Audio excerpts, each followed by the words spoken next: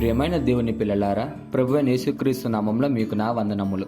ఈరోజు మనం ఒక గొప్ప వాగ్దానాన్ని దేవుని వాక్యంలో నుంచి తెలుసుకోబోతున్నాం.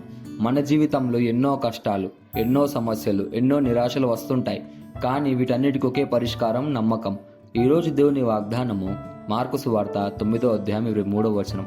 మార్కు సువార్త 9వ అధ్యాయం 23వ వచనం వాక్యం ఇలా ఉంది: నమ్ముట నీ వలనైతే నమ్మువానికి సమస్తము సాధ్యమే అని. ఈ వాక్యం చిన్నది, కానీ దీనిలోని సత్యం అనంతం.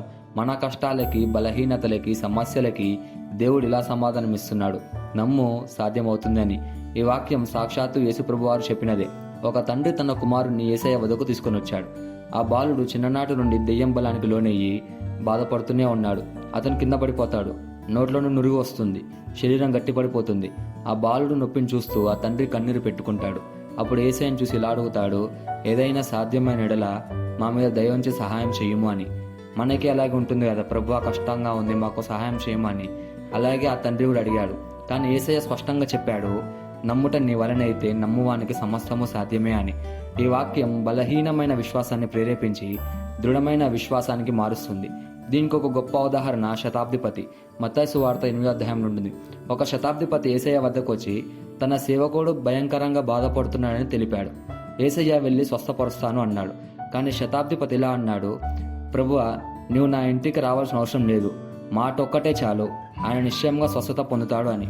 ఆ విశ్వాసాన్ని చూసి యేసయ్య ఆశ్చర్యపోతాడు. యేసయ్య ఎలా చెప్పాడు: ఇంతటి విశ్వాసం నేను ఇశ్రాయేలు ప్రజలలో కూడా చూడలేదు అని. ఆ క్షణంలోనే ఆ సేవకుడు పూర్తిగా ఆరోగ్యంగా అయ్యాడు. కాబట్టి అలాంటి విశ్వాసం మనం కూడా కలిగి ఉండాలి. మనకు కూడా జీవితంలో ఆర్థిక ఇబ్బందులు వస్తాయి, అనారోగ్యం వస్తుంది, ఎన్నో సమస్యలు ఎదురవుతాయి, నిరాశతో బాధపడుతుంటాం. అయినా కూడా మనం ఇలా ఉండాలి: భయం కాకుండా ధైర్యాన్ని చూపాలి, నిరంతరం ప్రార్థనలో ఉండాలి, కష్టాల కన్నా నా దేవుడే ఎంత గొప్పవాడు అని నమ్మకం కలిగి ఉండాలి. ఇంకొకటి లాస్ట్గా నిరీక్షణ కలిగి ఉండాలి. ఇది నా సమయం కాదు, నా కోసం దేవుడు సిద్ధపరిచిన దినం రాబోతుందని నిరీక్షణ కలిగి ఉండాలి. మనమందరం ఇలా చెప్పాలి: ప్రభువా, నేను నమ్ముతున్నాను, నాకు సహాయం చెయ్యుము అని. ఈ వాగ్దానాన్ని మనం స్వతంత్రించలాగున మనం ప్రార్థన చేద్దాం. మమ్మల్ని మిక్కిలిగా ప్రేమించిన ప్రియా పరలోకపు తండ్రి, నీకే కృతజ్ఞతాస్తుతులు వందనాలు చెల్లించుకుంటున్నాం ప్రభువా. ఈరోజు నీవు నమ్మువానికి సమస్తము సాధ్యమే అనే వాగ్దానాన్ని ఇచ్చినందుకు కృతజ్ఞతలు.